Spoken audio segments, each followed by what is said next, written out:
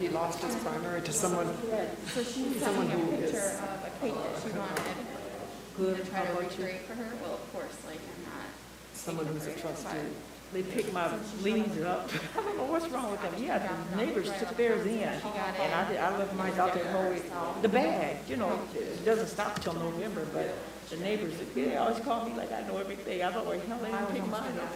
No, I know. Third time. I don't know what's up. And we put them out the night before because they come early in the morning. Yeah. So I didn't want to make a big scene like, you know, like you. Yeah. So I'm on discussion all the day. Yeah. And you're not someone on time. And at the nursery when they can bring you. No, we scheduled it now. Oh, really? I'm glad you told me that. I can tell you. Right. Yeah. Yeah.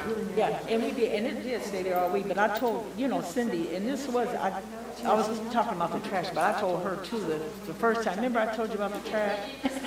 Yeah. So, I thought you'd find this article interesting.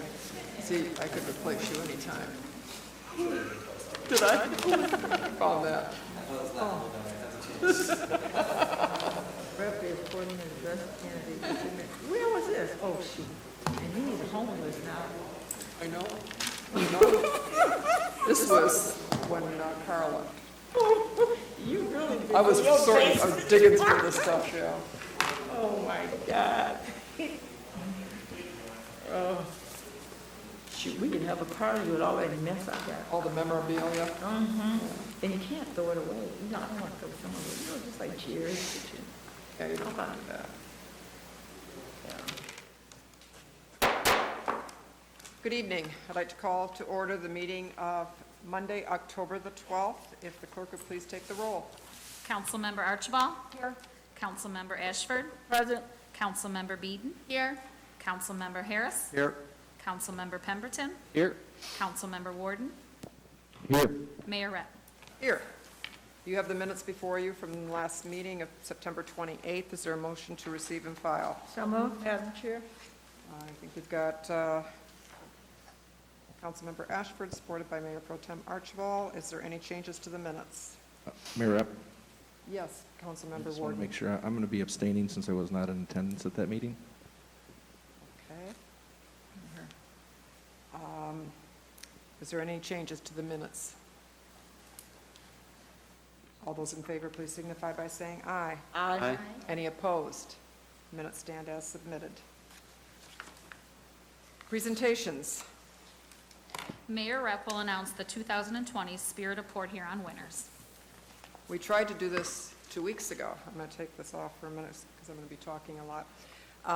We tried to do this 2 weeks ago, but we wanted to make sure that the people who got these awards were well recognized, and our microphone system did not work at the last meeting, so it would not have been on television and no one would have heard it. So we wanted to make sure that it was broadcast, and so I'm going to go over the Spirit of Port Huron Awards program very briefly. I'm going to try to just condense it. We normally have a ceremony. Of course, because of the COVID situation, we are not having the public ceremony this year, but there's so many people in our community who deserve recognition for what they contribute to making our city better, so we want to at least acknowledge them. Brotherhood was Kimberly Brown. Kimberly, the Brotherhood Award is given to a person who has displayed leadership in fostering understanding and promoting harmony and goodwill among all. This year's recipient is Pastor Kimberly Brown.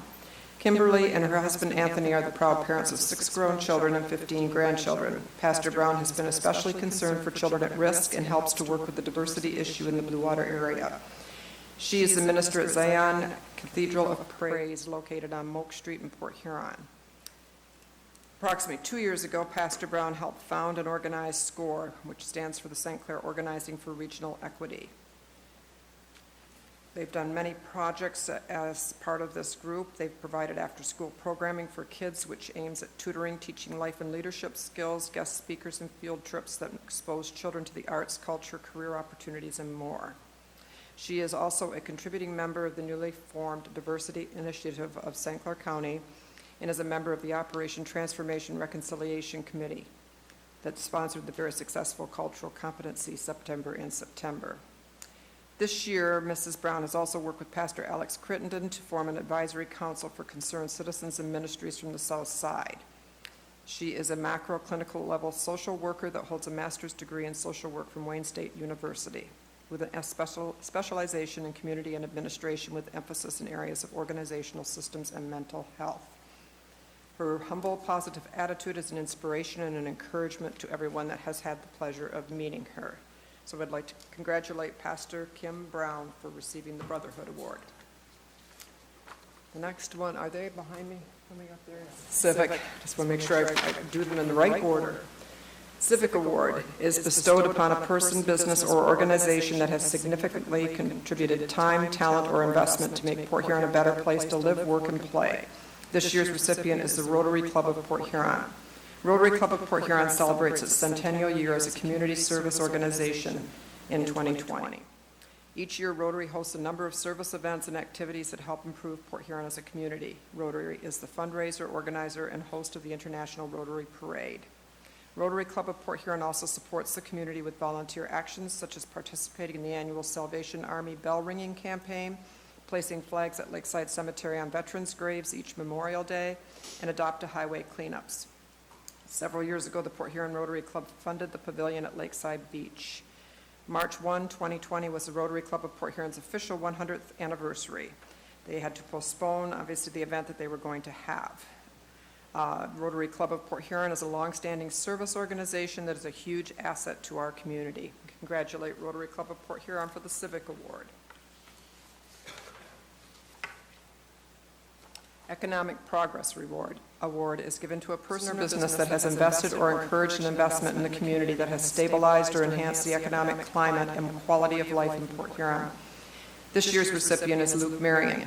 Luke started his business in high school. In 2011, he had a goal to get more people growing real food. Luke wanted to help people discover the love of gardening and wanted to simplify gardening so everyone had fun doing it. He began his business through social media and a YouTube channel. Today, he has a full-scale business with a brick-and-mortar store in downtown Port Huron. It is also My Gardener and is also an online store with a global presence. It has been a huge asset to our downtown. He has customers everywhere. After continued success with My Gardener, Luke took a leap of faith and opened Bella Bola Pizza. It opened in 2019 on Huron Avenue in downtown Port Huron. Bella Bola honors the timeless tradition of making pizza a personal experience. He and his wife just opened up a third business on Huron Avenue called Batch Made Beauty, a full-service beauty shop focused on small brands, high-quality products, and affordable prices. Luke is a young entrepreneur who is always able to execute his vision. He's a member of the Blue Water Area Chamber and has provided educational programming to its members. He is just at the beginning of his success, and he is to be commended for his investment in our community. We offer him best wishes for continued success in the years to come. Offer congratulations to Luke Marion. Good Neighbor Award, Lisa Sheline. The Good Neighbor Award is given to a person who has gone out of his or her way in an unsolicited manner to help a neighbor in an extraordinary way. This year's recipient is Lisa Sheline. Simply put, Lisa Sheline is one of the most thoughtful and compassionate individuals Reverend Mark Huff has ever met. Lisa serves as the food pantry coordinator at Faith Lutheran Church, which is an unpaid volunteer position. Each month, she administers a free food distribution that benefits approximately 220 to 320 plus people, which also includes a hot breakfast service. The management of such an operation requires many hours of planning and volunteer coordination. Lisa accomplishes this while maintaining a full-time job as a court aide. Lisa is truly a good neighbor to our community, near and far, and we offer congratulations to Lisa on the Good Neighbor Award. Heroism, Gabrielle Hayes. The Heroism Award is given to a person who has risked personal injury or their own life in a spontaneous act to save others. This year's recipient is Gabrielle Hayes. On January 22, 2020, Port Huron Fire Department was dispatched to Valentine Street in reference to a 37-year-old male subject having a seizure. Upon arrival, Gabrielle Hayes, who was the young girl that had called 911, was waving down the engine for help. When Engine 3 met Gabrielle at the door, she was crying and very upset. She told the firefighters that her mom was at work and that she was scared and did not know what to do. They reassured her that she did a great job and everything would be okay. Engine 3 tended to her dad's needs and assisted EMS with transport. They then remained on location until Gabrielle's mother came home from work. While waiting, they watched in awe as Gabrielle held and comforted her 2-year-old little sister. She was able to remain calm in what was a chaotic situation. She cared for her young sister and made her feel safe and secure. She was able to demonstrate qualities of a good role model to not only her little sister, but others as well. She was brave, took quick action to call 911 during a time when she was afraid and unsure of what to do. Not only was Gabrielle able to make the phone call, she provided critical information, informing them of her dad's medical history and her mom's workplace. Gabrielle truly made a difference in the level of care her dad was able to receive. In admiration and appreciation of Gabrielle responding so quickly to help someone else, we suitably offer her the Heroism Award. She's to be congratulated. And we have the Youth Service Award, Candelaria Tibble. The Youth Service Award is bestowed upon a young person who has displayed outstanding citizenship, primarily through community service activities. This year's recipient is Candelaria Tibble. Candelaria has displayed outstanding citizenship through multiple community service activities. She is active in many youth services, but primarily through the Civil Air Patrol Auxiliary with Blue Water Composite Squadron 011. She is a strong role model due to her outreach and community service. She engages with her peers and spreads awareness while helping others. She has organized or initiated, including laying wreaths in partnership with Wreaths Across America at Lakeside Cemetery during the holidays. She provides passenger security at the Goodall's 4-H Fair and has been active with canned food drives that support the Soup Kitchen of Port Huron. And she has done fundraising for the St. Clair County Child Abuse and Neglect Council, as well as assisted with stuffing Christmas stockings for the Salvation Army and the Toys for Tots drive that serves St. Clair County and surrounding counties. Aside from helping the local community, Candelaria seeks to contribute far and wide. She was one of 7 members from Colonial Woods Missionary Church to travel to Mexico for a mission trip. She has accomplished several community service activities that display commitment to helping others and advocacy toward organizational groups that assist those in need. Candelaria is an exceptional young leader. She is successful, determined, and dedicated to making our community a better place. Her passion to give back is truly an inspiration to others. We offer the Youth Service Award to Candelaria Tibble and congratulate her on her past and future successes. Those are the people that received the awards this year. It's unfortunate we weren't able to have a public ceremony. They can pick up I think a couple have already picked up their awards, but they can pick them up in the city clerk's office, or if they don't have a way to do that, they should call the city clerk's office and someone will deliver the awards to them. And I believe they deserve a round of applause.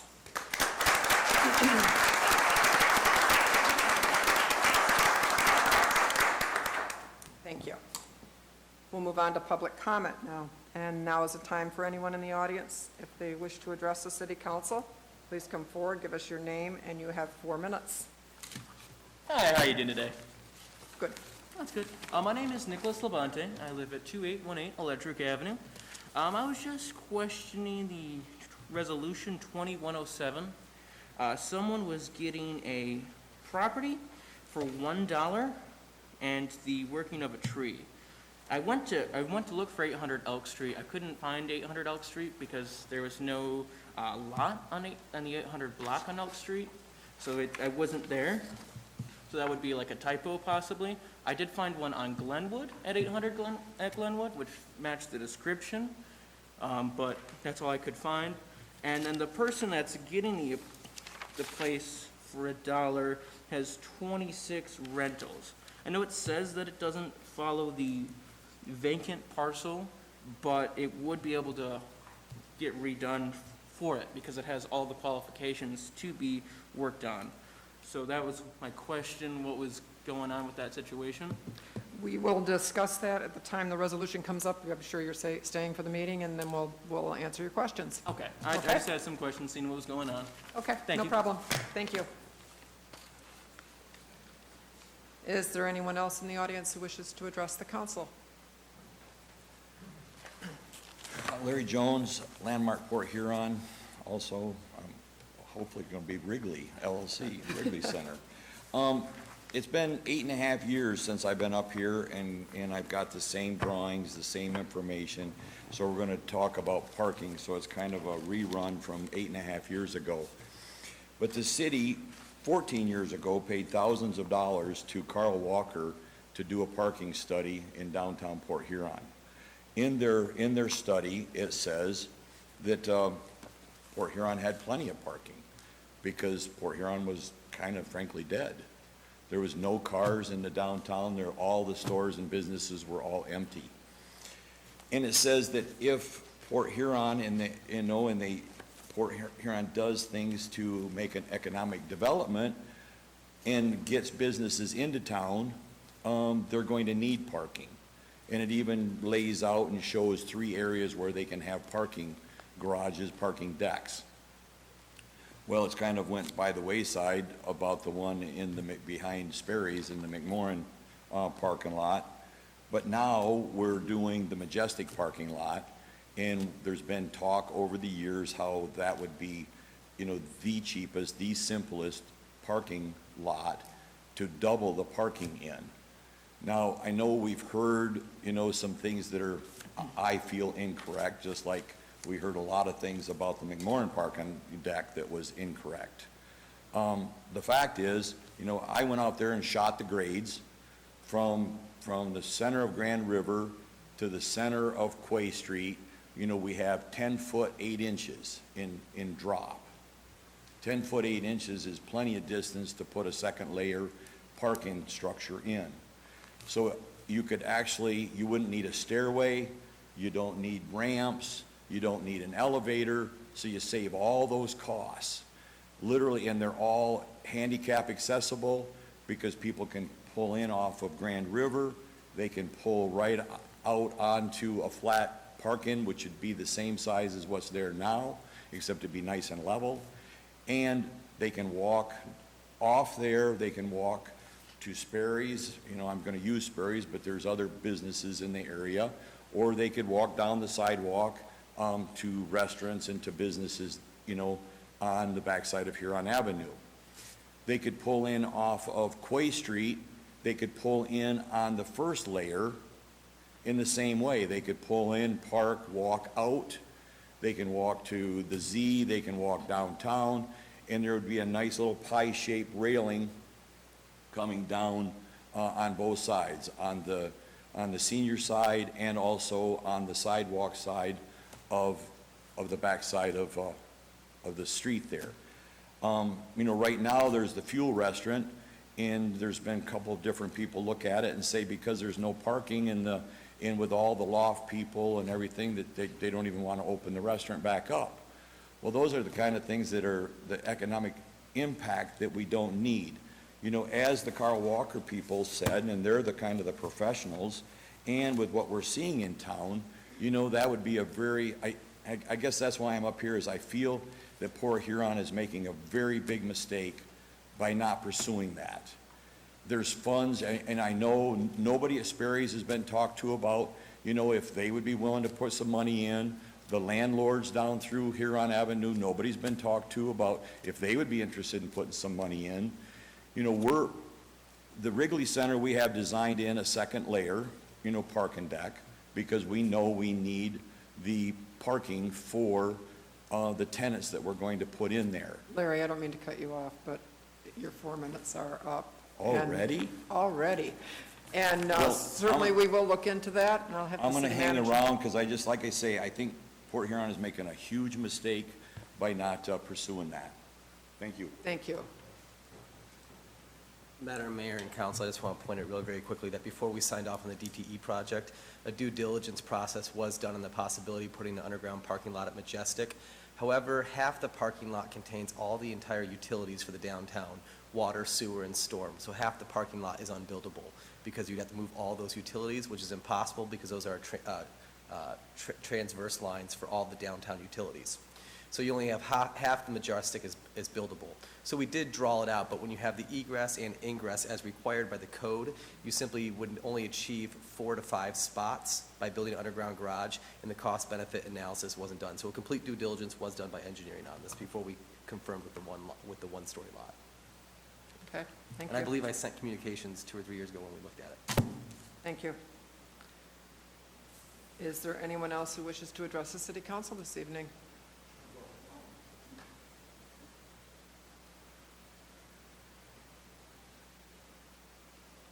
Good evening. My name is Karen Vanderhavel. Address is 3620 Craft Road in Fort Gratiot. I'd like to thank Mayor Rep and the rest of the council giving me the opportunity to speak this evening. I am a candidate for the District Court Judge here in St. Clair County on November 3rd. The seat that I'm running for was held by Judge Cynthia Platzer for many years. She retired in December of 2019, and in March of this year, Governor Whitmer appointed my opponent, Mona Armstrong, to hold that seat until the election. I was already running for the seat at the time of the appointment, and many people said to me, it's very difficult to run against someone who will be listed as an incumbent on the ballot. Are you going to continue? And my response to that was absolutely, because I believe the voters should have a voice in who their next district court judge is. So here we are. A little bit of background. I am a native of Port Huron, born in Port Huron Hospital in 1970, raised in Port Huron by my parents, Tom and Joanne Tomlinson, along with my 4 siblings. I attended Port Huron schools, including Garfield Elementary, Holland Woods Middle School, and I graduated from Port Huron Northern in 1987. At the time of the graduation, I did not have the financial wherewithal to go away to school right away, and unfortunately, there was no middle college program at that time. So I attended SC4 for 3 semesters while working at London's Dairy and People's Bank of Port Huron part-time to save money, and was able to go away and finish my degree at the University of Michigan in Ann Arbor. I received a degree in elementary education. I married my high school sweetheart, Mark Vanderhavel, who is a Fort Gratiot native, and I taught elementary school for many years while attending law school at night. Once I graduated from the University of Detroit Mercy with my law degree, we returned to St. Clair County to raise our own 5 children, John, Sarah, Anna, Tessa, and Luke, who have also attended Port Huron schools and worked at part-time local jobs. I'm very proud of all my children. Professionally, after I received my law degree, I began working for the Honorable Judge Peter Deegan in circuit court. I was his research attorney for many years while I worked part-time and cared for my family the rest of the time. Judge Deegan was a wonderful mentor, and I really learned a lot about the law and how to be a fair and effective judge from Judge Deegan. About 10 years ago, Judge Deegan retired, and I began a full-time position with the St. Clair County Friend of Court as an attorney referee. In the last 10 years, I've held more than 10,000 hearings for families from all over St. Clair County, addressing custody, parenting time, and child support issues. Much like a judge, a referee has to listen to both sides of a case, weigh the evidence presented, the testimony of the parties, apply the law, and make a fair and impartial decision. It's not always an easy job. As you know, people's children are very important to them, and sometimes emotions can run high. I have to keep my calm and keep the parties calm as well, and then render a decision that's in the best interest of the child, as well as the family as a whole. I'm seeking the seat as a district court judge because I believe my experience as a fair and impartial decision maker, as well as someone with a lifelong connection to this community, can best serve the people of Port Huron and the county of St. Clair. So just wanted to introduce myself, give a little background, and thank you very much. Thank you.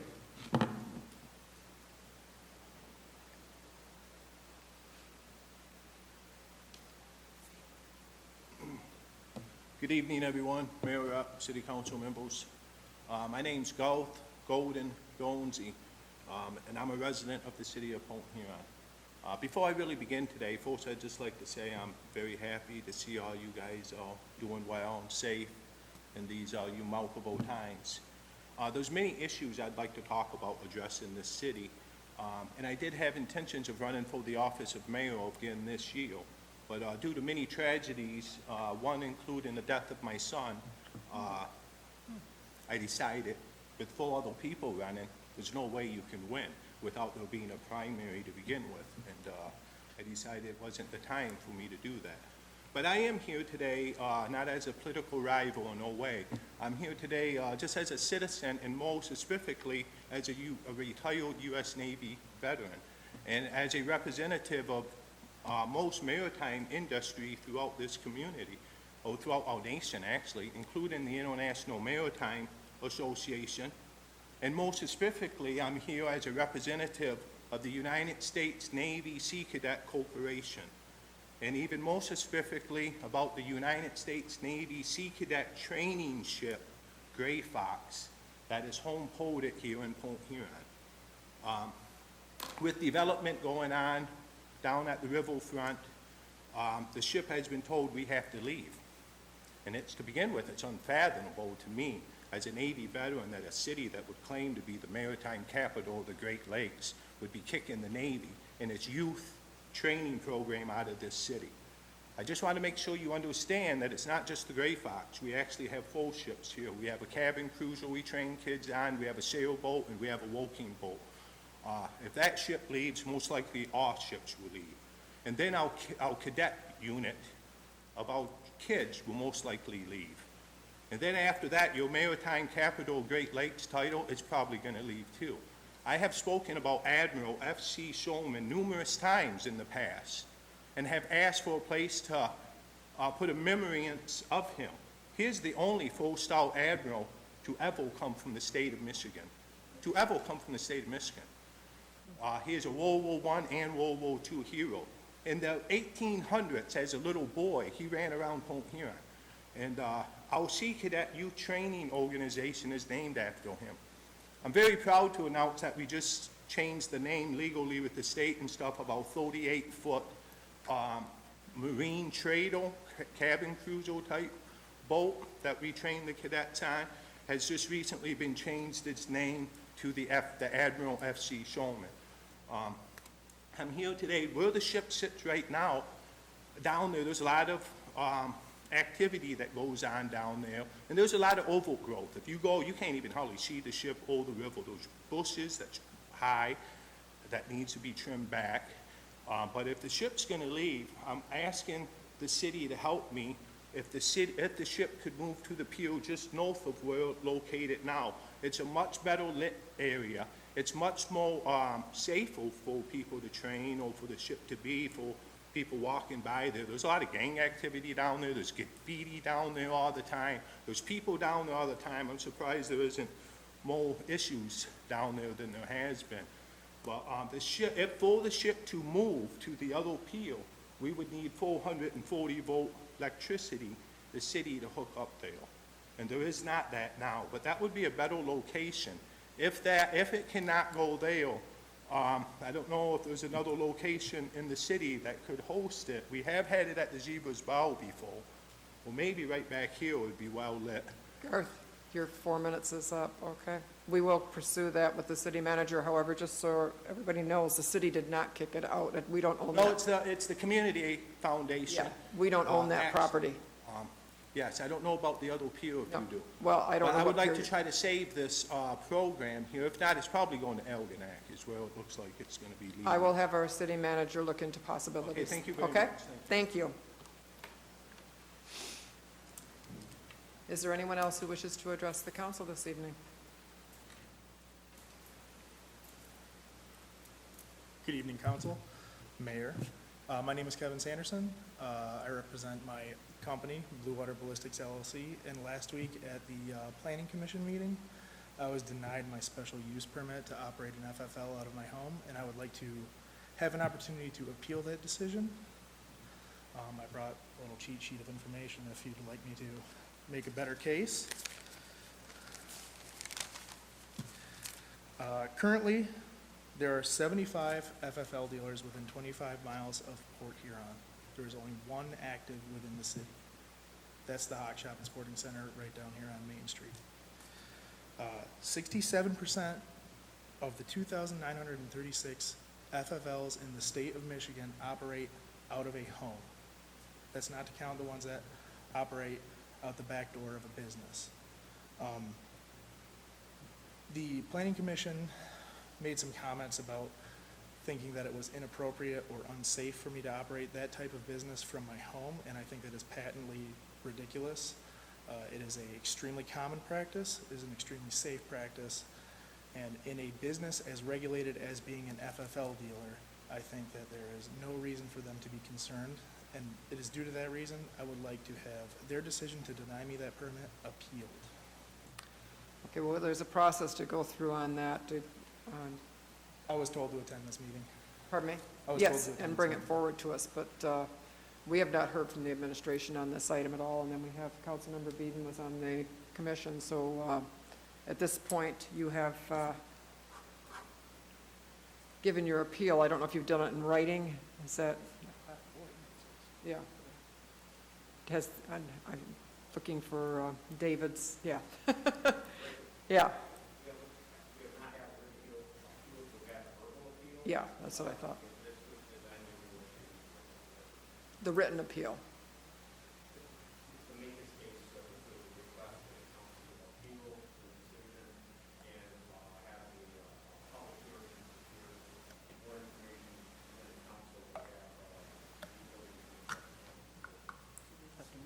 Yeah, we'll have to, it wouldn't be happening tonight because we don't have the information in front of us, so we can bring it Okay. back at the next council meeting, and then the council can review it and make a decision at that point whether or not they want to schedule the public hearing and move forward with it, Okay, okay?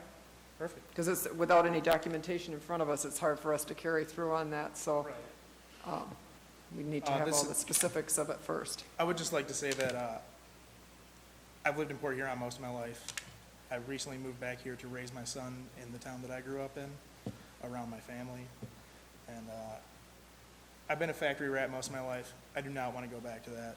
And I filed all my paperwork at the beginning of April. Okay? And due to COVID, it's taken a long time for things to go through the processes. And I went back to working a day job, and I would prefer to operate a home business and stay home with my son. This is just me looking for my opportunity to do something without having to be a factory rat for the rest of my life. And I think that my hometown is the right place to do it, and I would like to ask for an appeal. Okay, and we will bring it forward. Can you bring something to us at the next council meeting that would, for us to either approve or go forward on it, whichever way? And I'm, Thank James? you. Yeah, okay. We won't pass it by. We will put it back on the next agenda, okay?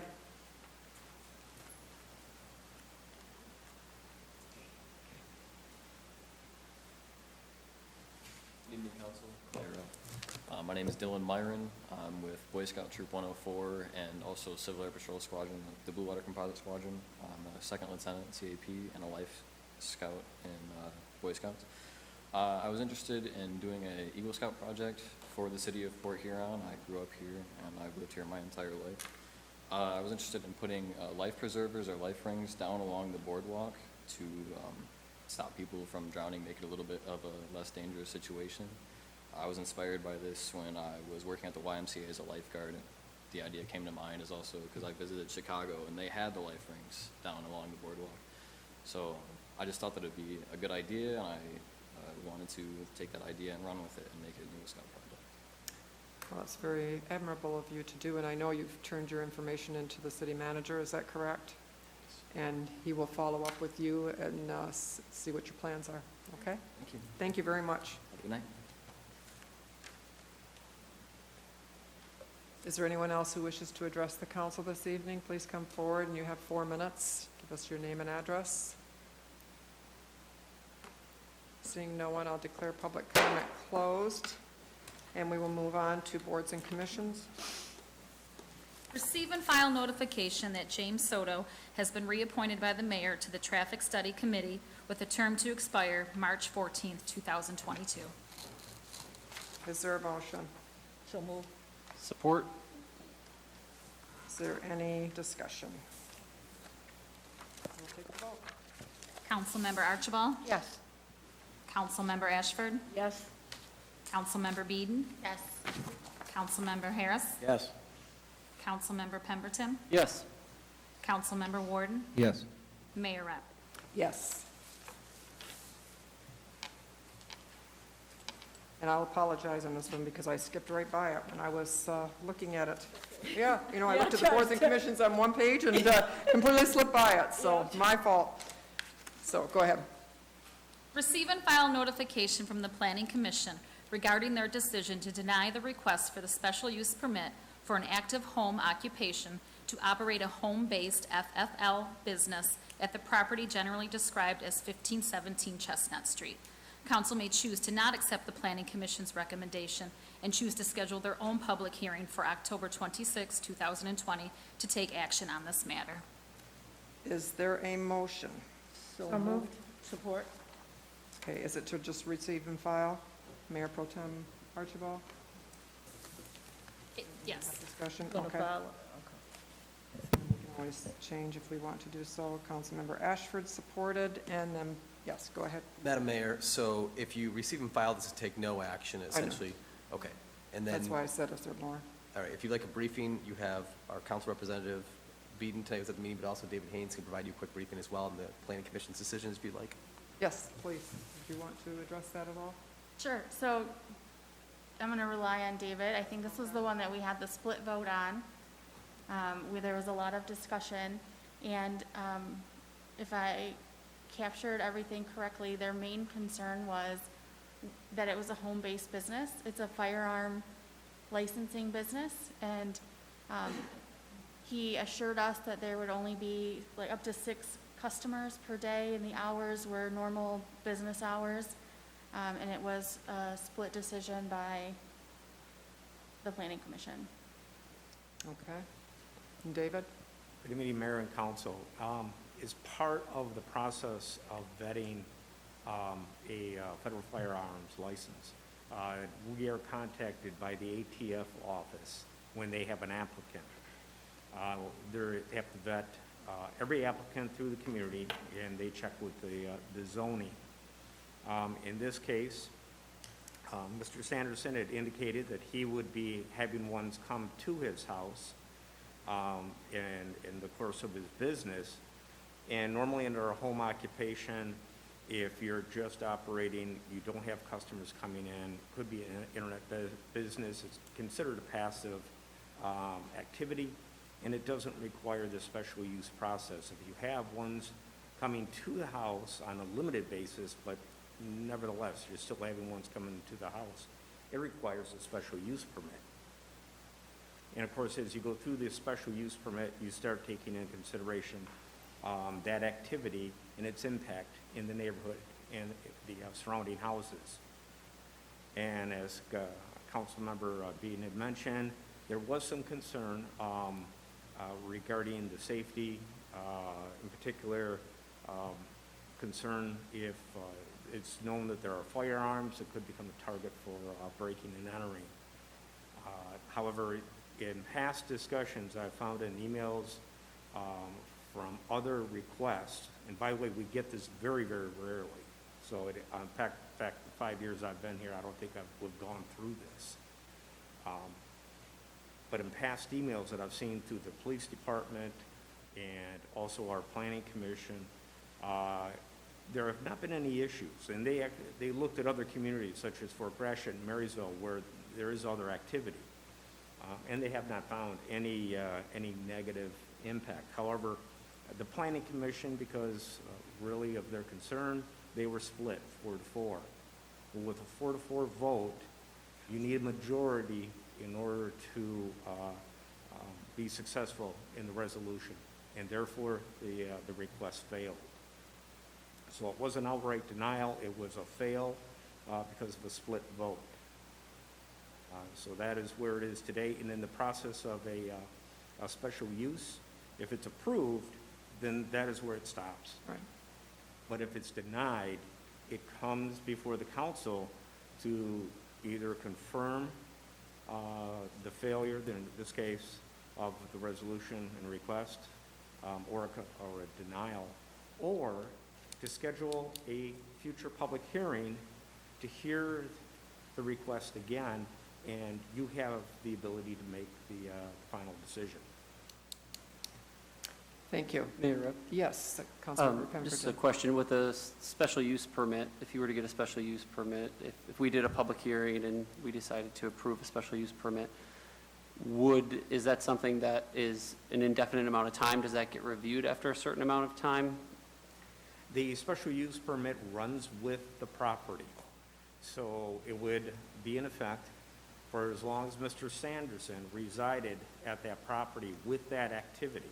If he were to move to another location, that use is removed from the property and the special use is then terminated. If for some reason, you know, it turned out to be an issue, right? The concern is reading some of the comments here that, you know, concerned about having a gun shop in the neighborhood and whatever. If there was some sort of issue with it and someone brought it to council or brought it to the planning commission, is there any sort of process that happens when a business is operating under a special use permit? If there is a process, there's actually a criteria, 24 items that they have to meet as part of being a home occupation. And if any of those fail, then the special use can be removed. Okay. Madam Mayor, if I just give some recommendation from the administration. There's a recourse for appeal to the city council, which I believe for this specific reason. This was not a clear decision from the planning commission. This was not it was a denial, but it was a denial as a split decision. So if there was ever a reason to have recourse to seek a higher power, I believe this would be that circumstance. With that said, I'm not taking a position whether or not you should approve or deny. It is my recommendation, though. There's no harm in doing a public hearing and some more due diligence because it was a split decision. So my recommendation would be to have this motion to receive and file die. My recommendation would be to schedule a public hearing, just because I think this is an unusual circumstance, that it wasn't a clear, definitive decision. You're not overruling the planning commission. You're not by some staggering majority. This is kind of gray. This will give us an opportunity to do some further due diligence, to bring a better recommendation to city council. But I would hate to have it this close to just stop the process now. I think we should afford the gentleman a right to a public hearing. So my professional recommendation to you is to schedule a public hearing. There's no harm in it. I'm not giving you a recommendation whether to approve or deny it, but I would recommend to continue the due diligence process with another public hearing. Thank you. Is there any other questions from Mayor council? Rapp. Yes. Mayor Rep, if I could, Sure, go ahead. if I could, you know, I think, James, I agree with him that we should continue this till October 26th, but I guess the thing that kind of bothers me a little bit is several things on the agenda tonight have to do with the planning commission meeting, and I rely on the minutes of the planning commission meetings if I'm not there to see what they were, and they weren't available yet. So it's kind of difficult to make a firm decision. It's going to come up later on. I tried to find out some information on a couple other things that happened at the planning commission, and I think till we're updated, we'd kind of be remiss to make a decision tonight, so thank you. Thank you. Yeah, Mayor, I Yes, concur. Councilmember I Ashford. also concur, and I guess according to Robert rule, you would have to do that, and I certainly would rescind my I was just going support to of ask that. So yes, Yeah, if allowed, I'll just change the motion, yes, recommending that we hold a hearing. yes, and I support that public hearing. Thank you. So you've withdrawn the part about receiving and filing. Instead, you're not accepting their recommendation and scheduling a public hearing for October 26th. Yes. And that's the motion. Yeah, and then Okay. you'll hear more of the voice of the Correct. people that's in that area, so. Correct. Is there, Mayor Rapp, Councilmember Warden? just kind of same thing that Councilmember Harris mentioned. You know, with the planning commission, I'm assuming they had a bunch of information and prep before. I would just like to make sure that with this, we get as much information as possible about the business and license of what you're trying to do. I don't know if he's selling guns there or just registering guns or what the details are. And to get us ramped up to speed, I would definitely want to have support a public hearing to give this potential business a chance to be considered. So, thank you. Any other comments? Then we have before us to schedule a public hearing for this item on October the 26th, and the clerk will take the roll. Councilmember Ashford? Yes. Councilmember Beeden? Yes. Councilmember Harris? Yes. Councilmember Pemberton? Yes. Councilmember Warden? Yes. Councilmember Archibald? Yes. Mayor Rep. Yes. From the city manager, number 1, please. Accepting the quote from Axon Enterprises Incorporated in the amount of $6,546 for the purchase of 4 new tasers for use by the police department. Is there a motion? So moved. Mayor Pro Tem Archibald, is there support? Support. Councilmember Beeden? Mr. Freed? Yeah, we have 4 new officers coming out. We have a bunch of retirements coming up over the next year, so Chief Platzer's doing a great job on recruitment. So we have officers coming out of the academy. They'll begin their full-time training officer. It's our goal to have every single officer outfitted with a taser. So we will be receiving $2,000 from through a grant through our insurance company to help offset this, so it's really like $4,546. but just is going on with the policies to get everyone equipped. Thank you. Mayor Rep? Yes, Councilmember Ashford. Yeah, James, do we have any, if one of them happened to go down or out of service, do we have any reserve, or they? We're just replacing them as officers rotate in and out. Oh, And we're also adding a few to make sure, it used to be you have to come in and if you were off duty, you have to put your taser back down instead of being in control of your own taser. Right. And so by having a taser for everyone, they take responsibility for it, so if anything's wrong with it, if anything's missing, they're liable for it, and so we can hold better accountability internally. Thank you. Any other questions or comments? We'll take the vote. Councilmember Beeden? Yes. Councilmember Harris? Yes. Councilmember Pemberton? Yes. Councilmember Warden? Councilmember Archibald? Yes. Councilmember Ashford? Yes. Mayor Rep. Yes, we'll move on to resolutions, please. Number 1, Accepting 14 payments. is there a motion? So moved. Support? Councilmember Harris and Councilmember Ashford. Is there any discussion? Questions? We'll take the vote. Councilmember Harris? Yes. Councilmember Pemberton? Yes. Councilmember Warden? Yes. Councilmember Archibald? Yes. Councilmember Ashford? Yes. Councilmember Beeden? Yes. Mayor Rep. Yes, item 2. Approving the agreement with Tetra Tech of Michigan, PC, for the engineering, coordination, and administration of the city's utilities master planning and general services for fiscal year 2020. Is there a motion? So So- moved. Support? Councilmember Ashford, supported by Councilmember Pemberton. Is there, Mr. Freed is getting up. Madam Mayor, we work a lot with Tetra Tech. The reason for that is not only are they a highly qualified firm, but they know our system. Our water system and our wastewater system is proprietary. It's very unique to our city. And so if we were to go with a different firm, which we could find a capable firm, we would have to pay for them to come in and relearn our entire system, all the history of our upgrades and the working system. So not only have they demonstrated a capable track record, or they're a capable firm, but they also know our system in and out, and there'll be cost efficiencies because they're not going to have to come in and spend as much time researching our facility and understanding our facility because they have that working relationship. So there's cost value in having this long-term relationship with a capable firm. So that's why the engineering department brought forth this recommendation. Okay, any questions? Yep. Councilmember Ashford. You know, there's no cost factor with this resolution, or did I miss something? It's just a scale, I believe it's just a scale of fees, but it's a general. It's the a same- general? Yeah, the same scale we have with them. Oh, okay. Yep. And what is that scale? If you look on the back, the total's there for about $103,000. It shows for the hydraulic modeling, flow monitoring, on the, I believe it's on page Oh, 35. I got you, I Yep. got you. So that's all configured into that? Correct. Okay. Yep, absolutely. Usually it appears on our resolution, it wasn't, so that's why I asked. Thank you. Thank you. Any other questions? Mayor Rep, Yes, just a Councilmember comment, Harris. you know, James made a reference to maybe the cost of somebody that's not familiar with the system. Well, I talked to another local bidder, and or not local engineering firm, and they seem to totally agree that the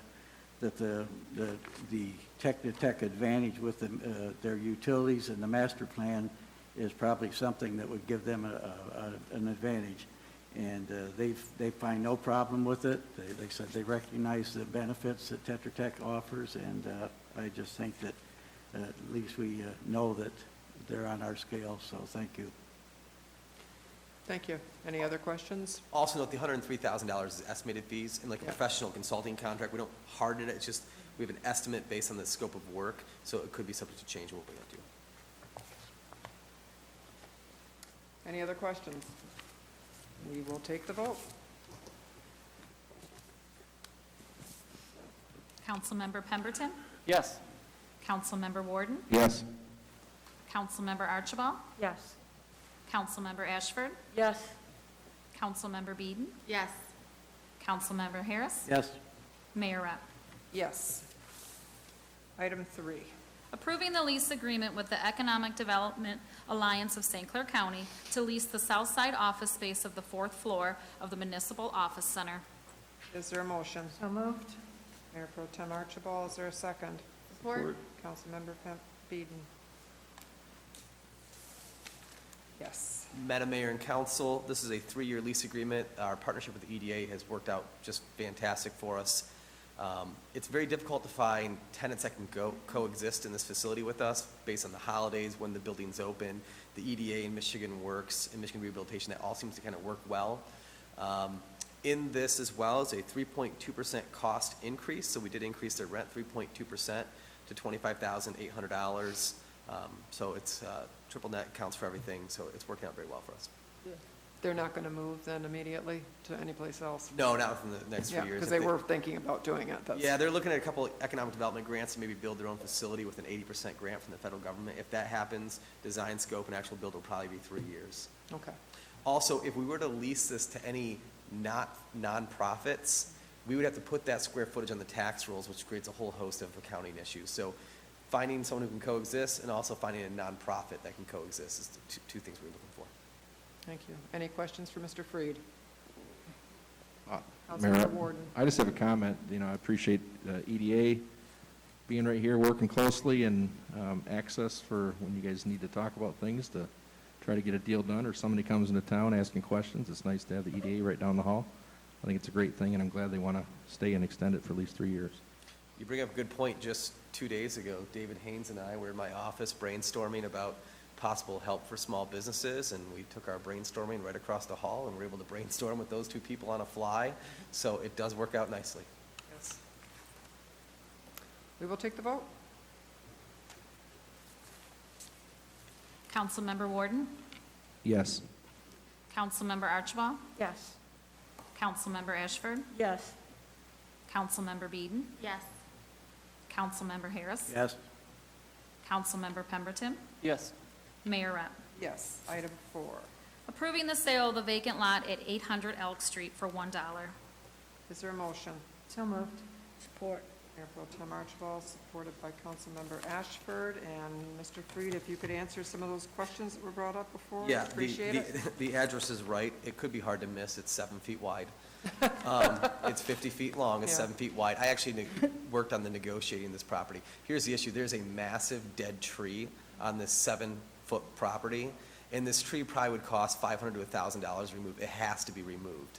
And so I gave the property owner an option. I said, we can remove the tree for $500 to $1,000, or you can agree to take the tree down and we'll sell it to you for $1. This property is not buildable on 7 feet wide. You can't get a house that small. So it's not buildable, has no use to us. This would fit with their property. They have a nice home. They take care of it very well. And we have a past tradition where we sell the unbuildable side lots for about $500 to $1,000. We would keep with that if this tree didn't have to come down. So they have committed that they will remove this dead and dangerous tree, so we don't have to, and that's why the price is $1 and not $500. We can take the tree down, and we can charge them $500, there's that option too, but they seem to be, we asked them, and our community development director reached out to them, and they said they would agree to take the tree down, so that was the reason for the $1 price. Thank you. Any other questions for Mayor Mr. Rapp? Freed? Yes. Councilman, or Mayor Did Pro we Tem. give them a time frame on how long they had to remove the tree? Yeah, I think 30 to 60 days are gonna knock it down. I think they actually have a contract already lined up, they're just waiting for this. Any other questions? No, just a comment. I think we've done this over the past, and I think it's a great opportunity for our citizens, if you're just living right next door and that, to do that. And, so it's good it's a win-win. Yeah, and it kind of got dumped in our laps. We didn't want a 7-foot piece of property, so we got it by tax foreclosure, so we had no plans for it. Thank you. We will take the vote. Councilmember Archibald, Yes. Councilmember Ashford, Yes? Councilmember Beeden, Yes. Councilmember Harris, Yes. Councilmember Pemberton, Yes. Councilmember Warden, Yes. Mayor Rep. Yes. Item 5. Approving the expansion of dates of operation for the Port Huron Social District, currently May 1st through October 31st, to a year-round operation of the social district for consideration by the Michigan Liquor Control Commission. Is there a motion? So moved. Support? Councilmember Beeden, supported by Mayor Pro Tem Archibald, and here comes Mr. Freed. Madam Mayor and Council, just to give you a quick update, downtown has been a different world since COVID-19. Without Blue Water Fest, we had the need for innovative programming. We have our DDA director back here tonight. She has done an absolutely extraordinary job over these last couple months, whether it's the Shop, Rock, and Strolls, which has been tremendously successful, setting up the public spaces with the beaches and the pocket park and the enhancements there, staging entertainment at different venues so there wasn't crowds and gathering, working with the business folks, working with the EDA to do the Shop Downtown initiative. So I do want to thank Cynthia for being here. She's doing an extraordinary job. I think she was a little tired out the last couple weeks. So she informs me that we have sold 800 to-go drinks in our social district in just that short amount of time. So 800 different stickers have been sold. Businesses have come in and bought. We sell them in 250 rolls, and so many businesses have come back and restock. We have not had any issues. So when we first did this, we didn't know what this would look like. We didn't know if it was going to cause issues in the downtown. It has not. We want to begin working with liquor control so it doesn't abruptly stop. And so we imagine that during the wintertime, we have some plans for maybe some igloos downtown and some innovative spaces outside, maybe some hot toddies to go on your walk downtown in the wintertime, whatever your preference is. So we do want to begin learning with liquor control to extend this. We can extend this, and again, if in 4 months, 5 months, there's issues, you can shut it right back down. But so far, it's going tremendously well. Great partnership with the businesses on branding the cups, so getting the stickers, branding the cups, great compliance. So as they're giving out these to-go cups, giving a little guidance to their customers, like, hey, this is where you can go with them, this is where you need to dump them out. So we've been very pleased. We haven't had any disorderly people or, wild and crazy things going on downtown, shockingly. I thought for sure we'd have one, but so far, so well. That's nice that even though it was cold when it actually started, we didn't have the prime summer time to start this program, that it got off its feet and did so well. It's a good thing. Just getting the signage. I mean, there's so much work Cynthia does behind the scenes, like getting signs for every single intersection. You think about 6 signs for each point of entry and access times like 12 different intersections. That's a lot of steel signs that had to be ordered, sourced, and hung in a short order, and so she was able to do all of that very well. So, Cynthia, do I want to rob you of TV time? Do you want to say anything? Okay, she's. Well, I was going to say, seeing as we're talking about downtown, I wondered if she'd like to come up and talk about the art hop. She would love to. She would love to. Yeah, because we have art hop happening and something else happening at the Witches Walk or something, so maybe she'd like to promote those things. A witch walk. A witch walk, yeah. Thank you, Mayor and Council. Yeah, we've had a really great summer. Despite COVID, downtown is really doing pretty well, all things considered. Shop, Rock, and Stroll went on for a whopping 11 weeks over the summer. Wrapped that up at the end of September. After the very last day of Shop, Rock, and Stroll was actually Downtown Day. Governor Whitmer signed September 26th to be Downtown Day throughout Michigan. So we had a little bit of celebration downtown, which is great to see folks out for that as well.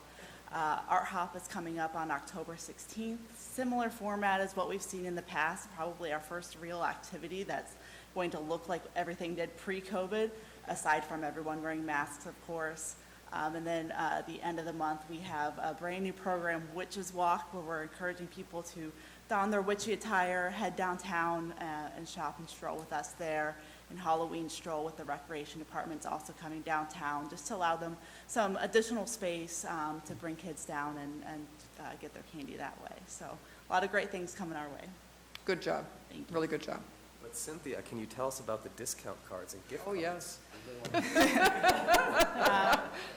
32, I believe, of our downtown retailers and restaurants have signed on to our downtown discount card. $10, and you get discounts for all of 2021. It's a really great deal. It pays for itself really with your first purchase immediately. Yeah. So many of our downtown retailers have those cards. I also do at the DDA office as well. And then our downtown gift card program. 2 weeks ago, I signed a contract for that, so that is in the works. Just got to work on onboarding our businesses downtown. And we will be having a gift card that's just specific to downtown. So whatever businesses have signed on, that's where you can shop. You can't go up to Meyer with your downtown card. It's got to stay local. So we're really excited for that, and I think there's a lot of really neat opportunities there as well. Yeah. Cynthia, Mayor, I'm sure I'd just like to congratulate you in our MML review, our magazine that we, monthly magazine, we were featured, social. Did anybody see that? Yeah, I got a lot of good comments. We just had our MML convention that Pauline and I attended virtually, and in the chat, they mentioned the social district downtown Port Huron, and so I'm always, happy to hear us, getting hay. Absolutely. Yeah, it was really taken very well. Thank you. And I would also like to say, in terms of this resolution tonight, even though we're talking about Michigan, about liquor and everything, but I know there's other supporting things that you're doing, like you just said, that support that. That's just one element to help enhance it going forward, So just keep doing the good work that you're doing and bringing people downtown, because when I drive through there, I mean, it was packed. I thought it was a bridge that was, I was waiting on. I was trying to get my fish sandwich. I went, what the heck? And people were just honest. They were just on both sides of the street. So, so it looked good and it felt good. It felt really good. It was really incredible to Yeah. see people downtown that way. I said, go Port Huron. Yes. Yeah, so you're doing a good job. Thank you, Councilmember. Very good. Thank you. One of the things as well, I'll just point out, is we're learning a lot. One of the things we've heard from a lot of businesses, we focus a lot on Blue Water Fest and that one boat weekend. We're learning that consistent ongoing programming, and it's much smaller, it's having just as big as impact, meaning is it better to have 2 days where everyone's downtown or 9 weekends where it's full downtown? And so we're really learning, but that consistent program is a lot of work. It's not easy to constantly be programming. Cynthia's had to carry all that load. And not to brag a little bit more on Cynthia, but she was inducted into the Michigan Municipal League's 1650 project for emerging female leaders in the state of Michigan. That is a very prestigious program. So she is in with other department heads, deputy city managers, other female leaders in the state of Michigan who one day could be city managers. It's a training program to help promote leaders to the top of executive management and public policy. So she's doing well, and our partners at the Michigan Municipal League and across the state are taking notice as well. Thank you. Mayor, Yes, Councilmember Ward. I'm sorry, and I know Cynthia already walked back to her seat. She did. I just, again, thank you. She's doing an outstanding job, but I also, some people don't know, I want this mic, maybe it's just me, but got up early to work on an indoor project. I think it was a Saturday morning. It might have been after one of these things, and I thought I saw Cynthia out there after picking up some of the hay bales over at McMorrin and walking down Main Street picking up things. There's a little more behind the scenes that she does. She's amazing, and I just got to say, when you see stuff like that going over and above, it just made me goosebumps, and I really, truly, truly appreciate that, because a lot of people might not be doing that type of thing on their own. So thank you, Cynthia. We will take the vote. Councilmember Ashford? Yes. Councilmember Beeden? Yes. Councilmember Harris? Yes. Councilmember Pemberton? Yes. Councilmember Warden? Yes. Councilmember Archibald? Yes. Mayor Rep. Yes. We will go on to ordinances now. Number 1, please. First reading, an ordinance to amend Chapter 52 zoning, Article 3, District Regulations, Division 1, generally, Section 52-162 map of the Port Huron Code of Ordinances, to rezone the property generally described as 1230 7th Street from a CBD zoning district to an A1 zoning district. Is there a motion? Support?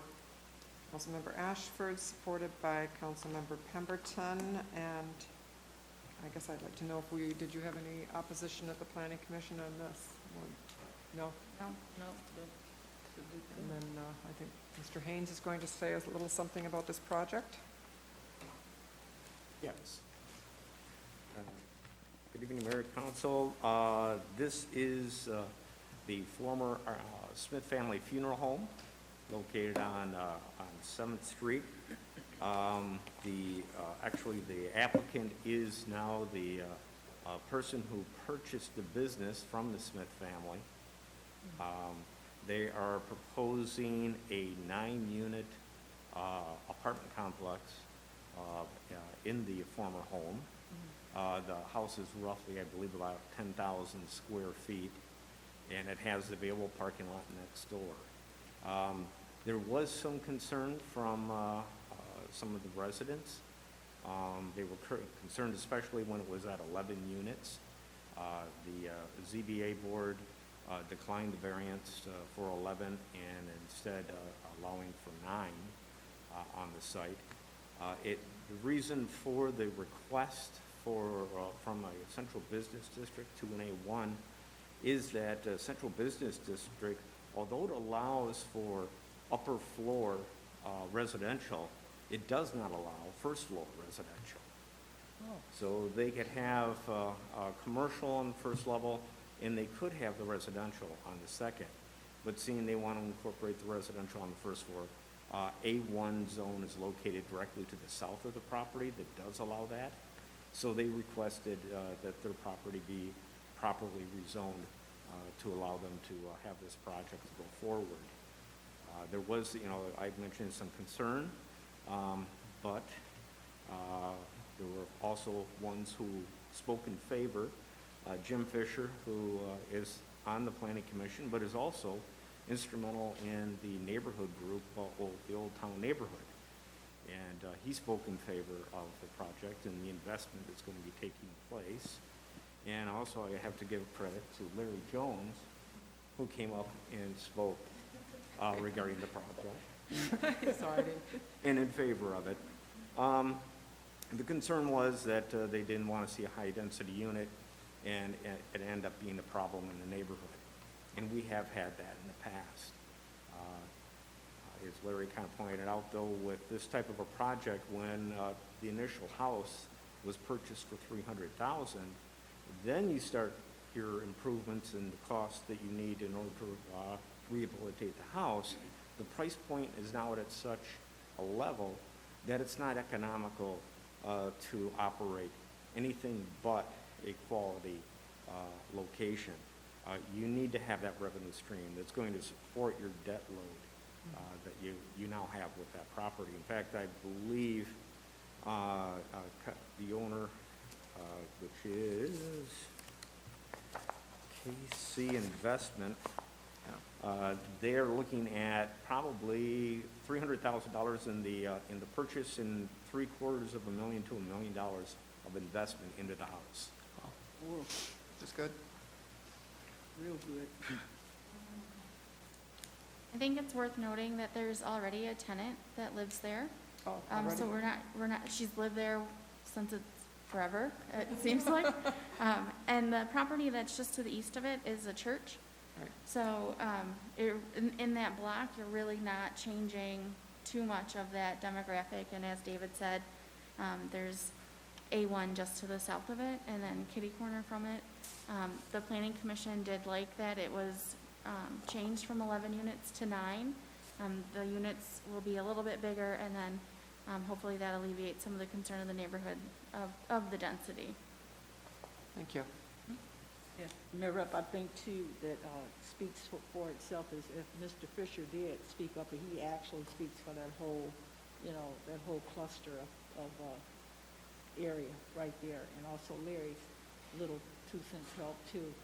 So I think it's a safe project. I like it. Any questions for Mr. Haynes?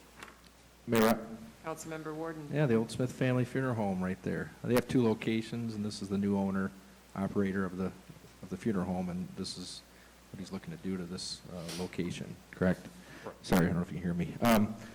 So I just had a couple questions. I do see that, again, my initial one was it said 11, but this is now down to potentially 4? 9. Or 9, I'm sorry, 9, okay.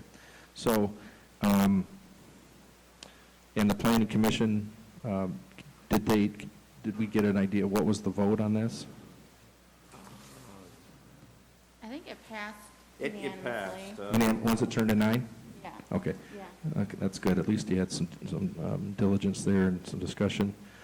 Anytime there's a new potential investment, I just was wondering this is just changing the A1. Is this any potential of him looking for any potential, whether it's the Oprah or the some of the abatements after this, or just kind of move forward on his own? No, looking to move forward on his own. Okay. Well, I appreciate this, that it got through, planning commission, and you adjusted. It looks like they're combining the parking lot as well, so it's all one lot. And interested to see how this turns out for some new potential loft, or at least apartment living. Thank you. Thank you. If there's no other questions, we'll take the vote.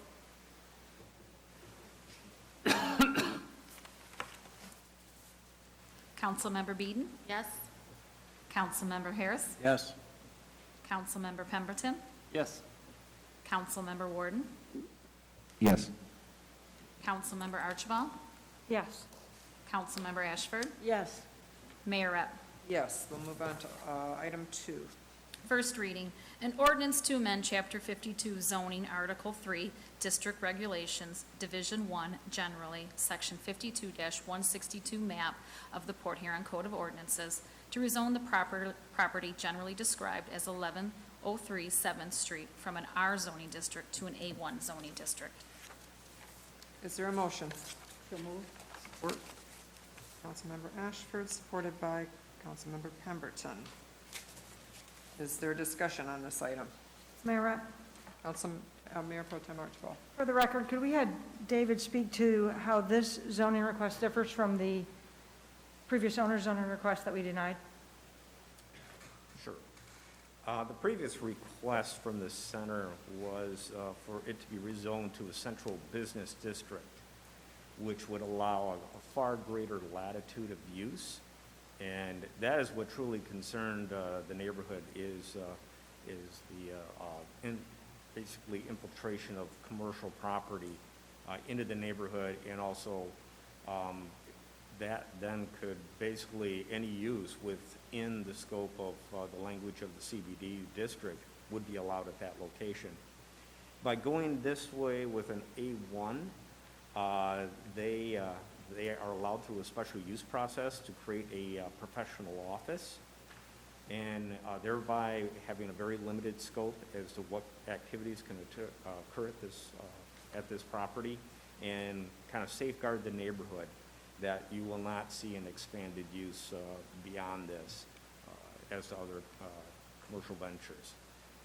If you have any questions regarding the project itself, we have Dr. Sheline, who is the developer of the project, and he'd be happy to answer any questions you might have. Thank you. I just wanted the public to hear what the difference was in the zoning, because we obviously know what that is, but it does help to know that the neighborhood supports this when they didn't support the other one, and the reasoning why. Yes. The neighborhood was in support. We had a resident from across the street on Wall Street who spoke in support.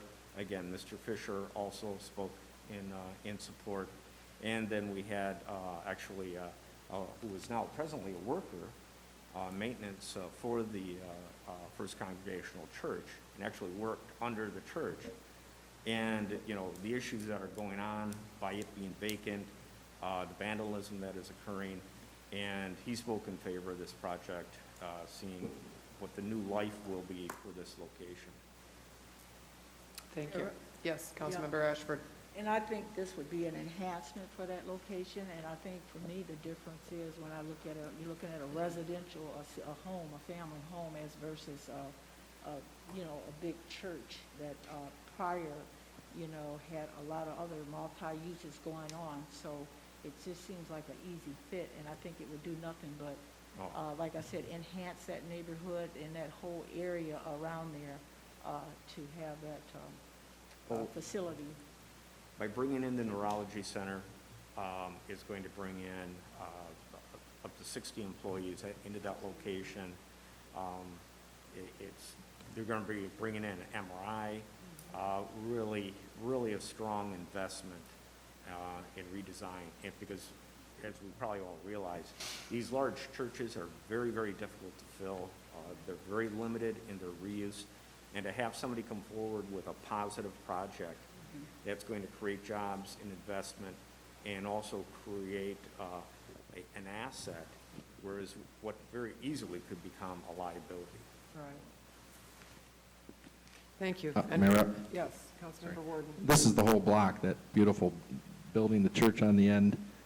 what a great, I've been in there, what a great, great building with a lot of potential. And from what I hear from this, is that, you know, get to see the creative side. That's, you got the whole, I think it used to be the old kind of some school, or there were, East End, where upper and lower classrooms. I mean, this thing is really, really nice. So great potential for your new project. Thank you. Good evening. I did speak with some of the neighbors in the neighborhood, because I knew there was an issue last year with what could have potentially been in that building. And when I heard about it, I would have had the same concerns. My current clinic is just a block and a half from this property, and we just, even though I've only been there for 2 years, we've actually outgrown it. One thing I would, as I comforted a lot of the neighbors, I want to comfort also the council members and Madam Mayor, that it is absolutely a stunning and gorgeous building, and the history in that building and in that entire neighborhood is something that I actually love. And what I comforted the neighbors with is that even though we're doing an expansion on that building, the historic look of that building will stay the same. Even the expansion part will resemble the church building. So I just wanted to let you know that it's a major project. It is a large investment, but it's something that's great for the city. And other than my neurology practice, the building will, as David mentioned, will host the site for an open MRI, which is not available in Port Huron. Patients now drive all the way to Madison Heights or Sterling Heights to get an open MRI. So Blue Water Open MRI will be fixed inside that building. It will not be a mobile unit. The other thing is it will host the site for Port Huron Surgical Center, which will be a 4 operating room center. So we'll be updating the building significantly. Yeah. Hit the lottery. And I wanted to make sure it was named Port Huron Surgical Center, because it will bring a new level of excellence, and, you know, patients not only from St. Clair County, but otherwise are going elsewhere. They'll come up to Port Huron for their procedures. And regarding the savings card, you should have approached also business owners for 2 reasons. Number one, maybe I can offer you know, specials on spinal taps. More importantly, sometimes business owners would like to purchase bulk and either give it to customers or to employees, and it's a good way to wrap up your good cause. Okay, sounds good. What is your Any timeline? questions? What is your timeline? We are in the architectural phase right now, and also in the process of the certificate of need office from the state. If I can have everything, the stars lined up, Yeah, the MRI center will be up and running in January, hopefully. really? As far as the clinic and the surgical center, probably 18 months. Very good. Good for you. Thank you. Any other Congratulations. questions? Does anyone have any other questions for Mayor, Director? Yes.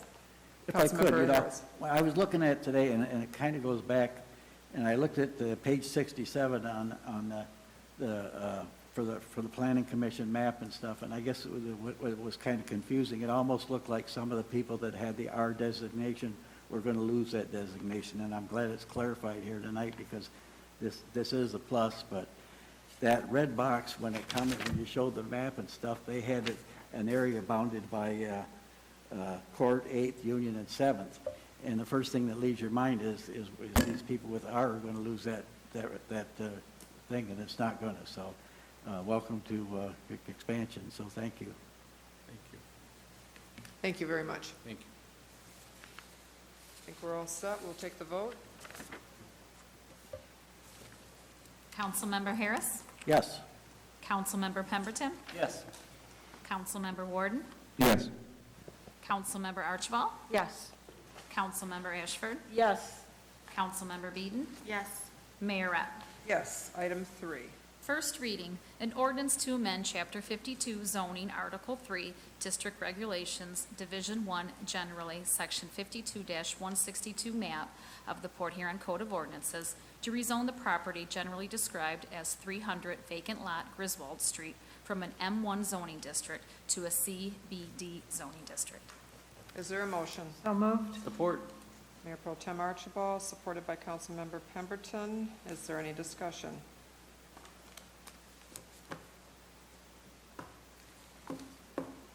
We will take the vote then. See, when you sit down, Yeah, that's what shocked me. happens. Councilmember Pemberton? Yes. Councilmember Warden? Yes. Councilmember Archibald? Yes. Councilmember Ashford? Yes. Councilmember Beeden? Yes. Councilmember Harris? Yes. Mayor Rep. Yes. And item 4. First reading, an ordinance to amend Chapter 52 zoning, Article 1 in general, and Article 4 general and supplementary regulations of the Port Huron Code of Ordinances to provide for additional zoning of marijuana businesses. Is there a motion? So moved. Support. Mayor Pro Tem Archibald, supported by Councilmember Pemberton. Is there discussion? This is just cleaning up the ordinance on it, correct? Yeah. Okay. If there's no other questions, then we'll take the vote. Councilmember Warden? Yes. Councilmember Archibald? Yes. Councilmember Ashford? No. Councilmember Beeden? Yes. Councilmember Harris? No. Councilmember Pemberton? Yes. Mayor Rep. Yes, that concludes our agenda. I have a couple of announcements. Leaf pickup at the curb begins the week of October 19th for Zone 1, so that's next week. The newsletter will be coming with more details, and it'll be mailed to the residents this week. Is that right? Okay. Also, a reminder for everyone, Cops and Jocks Spaghetti Dinner is tomorrow night for a Port Huron Police Capture Program, and they're joined by Radio First. And it is at Chef Shell's this year, and it is delivery or pickup only. It's $10, and it is, their phone number is 984-9715, and you do call ahead and make your order, and you can either have it delivered, like I said, or pick it up for $10. And I think that, what are the hours, Chief? The hours? 4 to 7.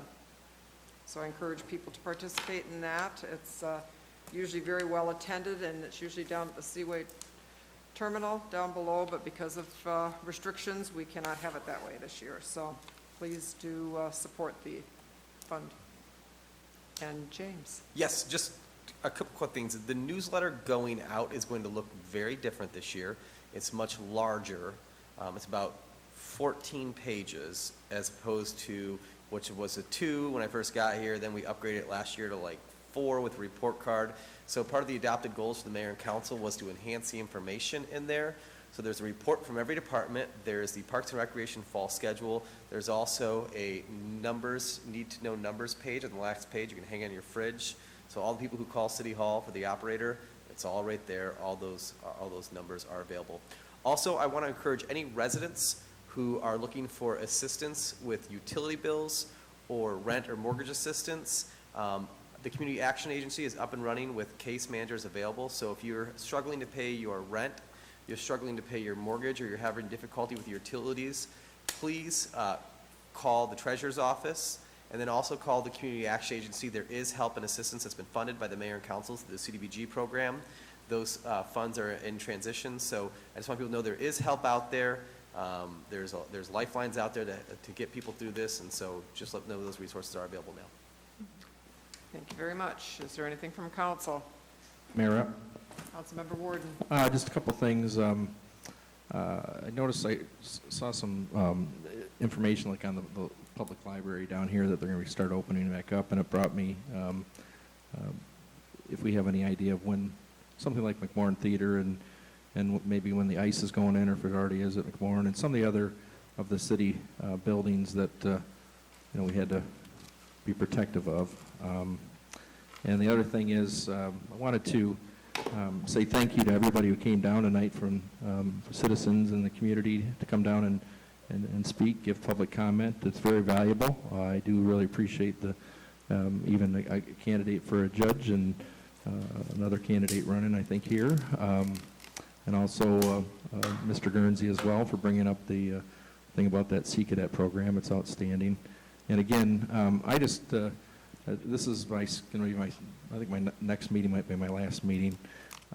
So I just truly do appreciate even Mr. Larry Jones as well, his involvement and always coming up with, giving us a good perspective and bringing it forward when he does. When people come forward down here to the city council and share it, sometimes it's just every little bit of it is very valuable to us because we can pick up on some things and we do appreciate it. So I just want to take that moment again to thank those that came down tonight to share some feedback for us. Thank you. Thank you. Ice is going in at the end of the month. We will try to see if we can't do regular hockey seasons. Luckily for McMorran, we have like 4,000 seats, so we can socially distance a hockey game to a certain degree. We're setting up protocols right now for youth hockey and hockey leagues and how that will look. Whether the locker rooms will be open, it may come in, bypass locker rooms type deal, so there'll be slight changes. We're also working on some programming for the Civic Theater, what events we can have, at what capacity. It gets difficult if you can't fill the most of it, how do you make money on it? So there are some things we're looking at that are possible. We're working with the people who already have bookings right now, and if they want to keep their schedules, if they want to tweak their schedules, especially some of the, Christmas plays and all that we typically have. So we are working on cobbling together some type of schedule for McMorran that will somehow coincide with the health department issues. Thank you. Anything else for council? Entertain a motion to adjourn then. So move. Meeting adjourned.